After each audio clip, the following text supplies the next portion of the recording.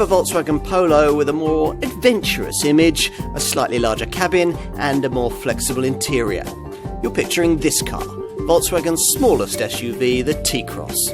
It's trendy, quite sophisticated and very acceptably efficient thanks to its 1-litre TSI petrol and 1.6 TDI diesel engine options. And you can make it very much your own. What's not to like?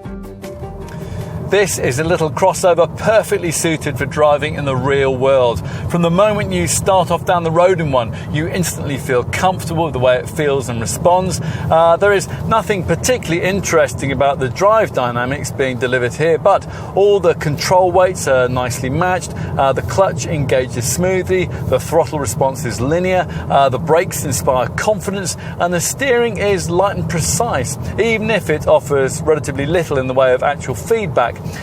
During fast, tight cornering, having a slightly higher centre of gravity than you'd get in a Polo is, of course, noticeable. But even then, the T-Roc doesn't lurch about and it feels relatively agile.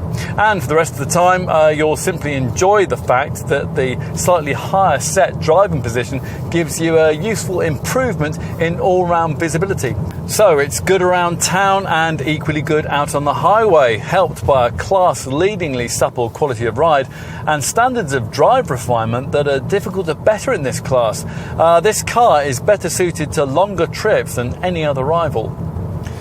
But the T-Roc is at heart, as Volkswagen keeps telling us, an urban crossover. It certainly isn't intended for much use away from a paved surface, although light field tracks and muddy car parks will be slightly easier to tackle than they would be in that Polo. Engine-wise, almost all buyers will choose the 1-litre TSI turbo petrol unit we're trying here, available with either 95 PS and a 5-speed manual gearbox, or, as in this case, with 115 PS and a choice of either 6-speed manual transmission or a 7-speed DSG automatic. With the stick shift, up to 47.9 mpg is possible on the WLTP rated combined cycle and 112 grams per kilometre of any DC rated CO2. Volkswagen does offer a minority interest 1.6 litre TDI diesel option with 95 PS.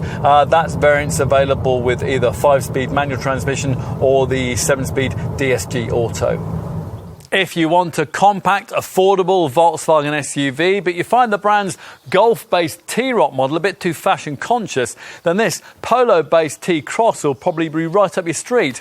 Despite the fact that it sits on an MQB A0 platform, supposedly designed for super minis, it's actually not much smaller than a T-Roc in overall size, and it has a boxier, more conventional shape that ought to make it a touch more practical inside. OK, let's take a seat at the wheel. You sit quite commandingly by the standards of this class of car, and it's easy to find a comfortable driving position thanks to loads of wheel and seat adjustment. You might wish that Volkswagen had taken a slightly more extrovert approach to cabin design here. It's well built and ergonomically almost faultless, but it's all a bit grey and dour. But help is at hand for fashionistas in the form of various optional design packs, which add more fashionable finishes for the upholstery, the dashboard and the centre console. All models get this 8-inch centre dash composition media infotainment screen, which delivers all the usual informational, telephone and entertainment options with assured cleverness. Avoid entry-level trim, and you also get the Volkswagen CarNet App Connect setup that you'll need for Apple CarPlay and Android Auto smartphone mirroring. As an option on the mainstream models, Volkswagen also offers the 10.25-inch active info display screen we have here, which replaces the usual conventional dials that you'd otherwise get in the instrument cluster. There's plenty of storage space too, including big door bins, under-seat stowage, and this deep forward compartment ahead of the gear stick. Let's take a seat in the rear. 6-foot adults who might normally grumble at the prospect of long-distance rear seat confinement in any Super Mini-based model need have no worries about the prospect of running in this one. We should also mention this car's party piece, its sliding rear bench, which is standard fit across the range. The seat base slides over a range of 14 centimetres, although in its most forward position, legroom is virtually non-existent, unless the people in front were very short indeed. When it's pushed all the way back, though, there's vastly more legroom than you'd ever expect a car of this size would be able to provide. Finally, let's take a look at luggage space out back. Now, you might hope that the tall shape would free up considerably more boot capacity than you get in a Polo. Well, that depends on the position of that sliding rear bench. If it's pushed all the way back, as it is here, there's 385 litres of space, just 34 litres more than a Polo, but easy enough for a buggy or a few large suitcases.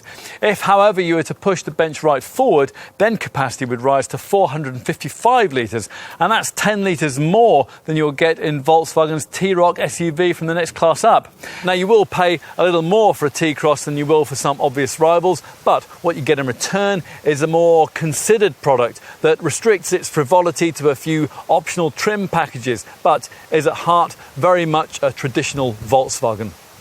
You certainly have to be a committed follower of fashion to choose a T-Roc over one of these. It is at heart a very complete small SUV and very much a Volkswagen.